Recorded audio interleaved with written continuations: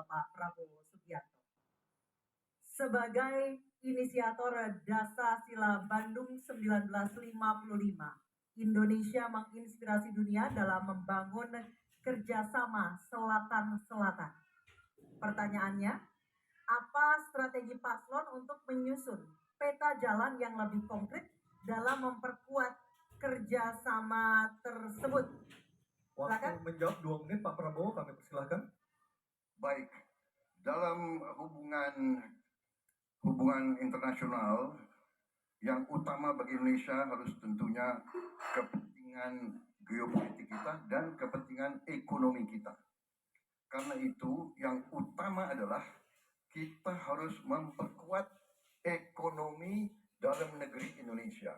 Kita harus menjaga kekayaan kita harus mengelola kekayaan kita harus hilirisasi supaya nilai tambah berpuluh-puluh kali naik. Kita kumpulkan kekuatan aset-aset dan keuangan kita sejahterakan rakyat kita, baru kita akan disegani, kita akan didengar oleh semua negara, terutama negara-negara selatan. Kita sekarang pun sudah jadi panutan bagi banyak negara di Afrika. Begitu banyak negara di Afrika sekarang melihat ke kita, datang ke kita, minta belajar dari kita, karena kita dianggap negara selatan yang cukup berhasil. Inflasi rendah, pertumbuhan masih ada, neraca perdagangan kita bagus, surplus perdagangan mungkin 5 tahun berturut-turut, kita sekarang jadi panutan.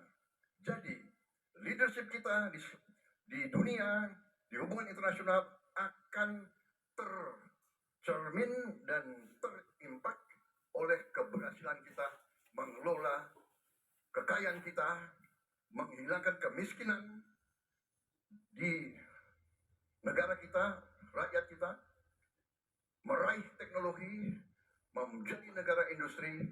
Itu yang akan membuat kita memimpin dunia selatan. Terima kasih. Baik, terima kasih Pak Prabowo.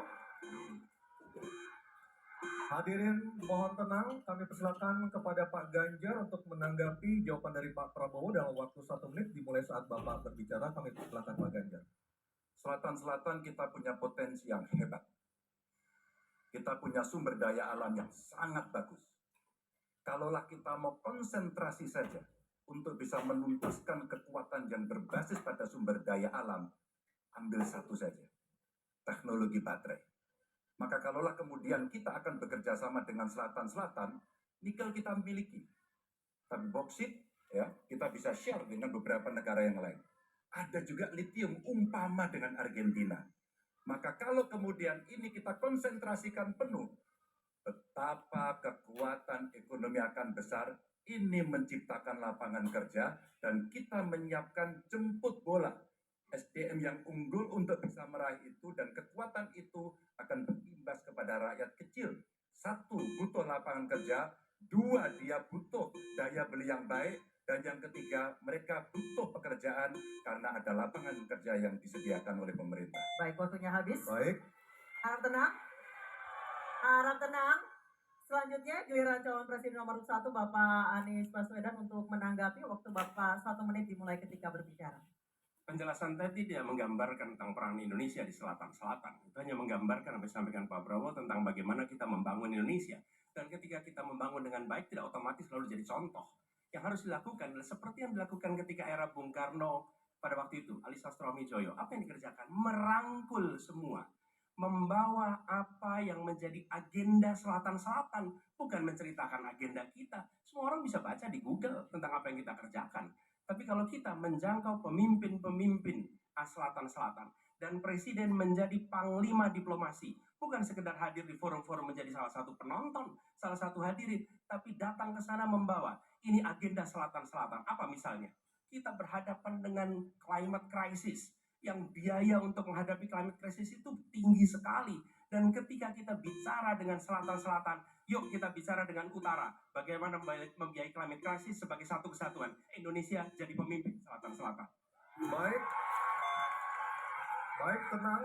Hadirin kita harap tenang. Kembali kami berikan kesempatan kepada Bapak Prabowo untuk menyampaikan tanggapannya atas jawaban dari dua capres sebelumnya. Kami persilakan Pak dalam waktu 1 menit. Saya kok banyak setuju dengan Pak Ganjar ya. Ya, kalau benar masuk akal, saya setuju. Kalau ngomong-ngomong ya kumaha. Ya, jadi leadership apakah negara, apakah perorangan, tapi terutama juga negara harus dengan contoh ingar sosum telodok. Kita mau mimpin, kita mau bawa agenda, kita mau cerita itu cerita, omon, ya. Tak bisa. Kenapa negara-negara selatan sekarang melihat ke Indonesia? Karena kita berhasil membangun ekonomi kita. Jadi tidak hanya omon, kerjanya omon saja, nggak bisa, tidak bisa. Waktu habis, Ingat Pak sosum Prabowo, telodok. waktu habis. Baik, harap tenang. Kewenangan institusi di sektor keamanan sangat penting, namun masih terjadi tumpang tindih. Pertanyaannya, bagaimana komitmen paslon terhadap penataan institusi pertahanan dan keamanan? Terima kasih. Membereskan yang tumpang tindih. Dan itu harus dimulai dari pemimpin yang punya komitmen untuk membereskan. Siapa dia? Pemimpin tertinggi, Presiden. Maka kalaulah kemudian kita bicara pertahanan yang ada di laut, maka sekian lembaga yang ngurus laut mesti disatukan dalam sebuah wadah Coast Guard. Ketika kita bicara keamanan dan tumpang tindih, maka keamanan wilayahnya ada di kepolisian. Saya mengapresiasi umpama dalam konteks terorisme 2023 relatif tidak ada. Kita berikan apresiasi itu kepada kepolisian. Ketika kemudian terjadi pada situasi belahan Indonesia yang lain yang membutuhkan katakan bantuan dari TNI, maka disitulah kemudian on call mereka. Kami butuh bantuan, maka dibantu. Tapi pada sisi yang lain, pembenahan yang tumpang tindih ini di daerah sebenarnya juga bisa disupport agar keamanan bisa berjalan dengan baik. Siapa mereka? Pelaksana di daerah. Forkompimda. Kita tidak pernah membiarkan situasi negara diurus oleh pusat saja. Kita mesti mengambil inisiatif karena peran-peran sampai tingkat lokal itu ada. Bahkan tokoh masyarakat, tokoh agama mesti kita lakukan. Maka seluruh yang tumpang tindih dari sisi regulasi, satu, perlu harmonisasi. Dua, perlu sinkronisasi. Dan pada tingkat tidak ada keputusan, maka pemimpin tertinggi harus berani mengambil keputusan itu. Sehingga tumpang tindih yang selama ini selalu saja menjadi perdebatan yang tidak ada hentinya, maka diselesaikan di meja presiden. Dan itu saya kira sikap yang paling jelas untuk membereskan persoalan ini. Apapun dalam konteks eksekutif, maka pemimpin tertinggilah yang harus mengambil keputusan. Kecuali kita mesti berbicara dengan DPR, maka kita akan duduk bersama untuk membicarakan secara regulatif. Waktunya. Baik, terima kasih Pak Ganjar. Ada waktunya, harap tenang. Kami persilakan kepada calon presiden nomor 1, Bapak Anies Baswedan, untuk menanggapi jawaban dari Pak Ganjar dalam waktu 1 menit. Kami persilakan Pak Anies. Menurut hemat kami, harus dirumuskan apa tantangan dan ancaman keamanan Indonesia di tahun-tahun ke depan. Dengan itu dirumuskan, maka kita tahu apa ancamannya. Lalu dari situ kemudian kita lihat bagaimana badan-badan yang selama ini ada diatur untuk merespon atas tantangan itu. Kalau kita hanya menata ulang tanpa memikirkan apa ancaman barunya, maka kita tidak lebih dari sekedar menyelesaikan urusan organisasi. Yang sesungguhnya dibutuhkan adalah bagaimana organisasi itu diatur untuk merespon tantangan. Jadi nomor 1, rumuskan itu. Kemudian yang kedua, yang tidak kalah penting, libatkan semua unsur yang terbiasa di dalam menyusun ancaman tantangan organisasi. Sehingga kemudian penataan organisasi badan-badan bukan semata-mata karena selera pemimpin, tapi karena merespon atas ancaman itu. Dengan begitu, penataannya akan sesuai kebutuhan. Terima kasih. Waktu 1 menit sudah habis. Baik, terima kasih. Selanjutnya giliran calon presiden nomor urut 2, Bapak Prabowo Subianto. Hadirin, kami harap tenang terlebih dahulu.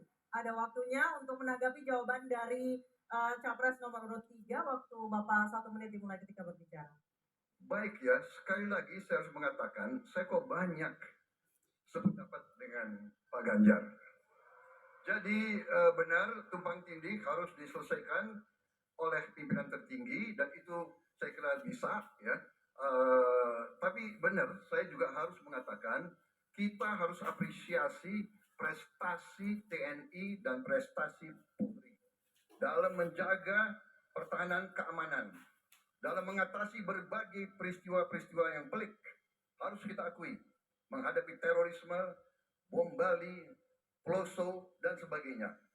Untuk itu, saya kira kalau saya dapat mandat, saya akan perbaiki kualitas hidup TNI, kualitas hidup Polri, memimpin supaya TNI dan Polri menjadi yang terbaik yang bisa kita bangun. Dengan keunggulan TNI dan Polri, Polri langsung di bawah Presiden, kita akan Waktunya berbuat baik untuk rakyat kita. Terima kasih. Selanjutnya kita kembali ke calon presiden nomor urut 3, Bapak Ganjar Pranowo, untuk merespon tanggapan dari kedua capres tadi. Waktu Anda 1 menit dimulai ketika berbicara, silakan. Ketika overlap kelembagaan ditanyakan kepada saya, maka saya sudah pelajari apa yang ada. Data, kondisi sosiologis, konflik antar kelembagaan, itu bukan tiba-tiba turun dari langit. Karena kami sudah baca datanya, kami melihat prakteknya, pengalaman kami 10 tahun di DPR dan 10 tahun di gubernur cukuplah sudah untuk membuat analisis kondisi sosiologis yang ada. Maka tidak perlu lagi kita akan mengundang lebih banyak orang untuk meneliti starting from zero. Ini starting from the end. Dan kemudian kita mesti memutuskan cepat.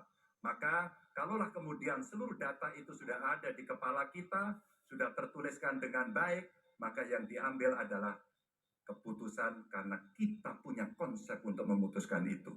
Kecuali kita blank dan kita tidak pernah tahu dari mana Anda akan memulai. Karena saya tahu dari mana itu memulai. Terima kasih.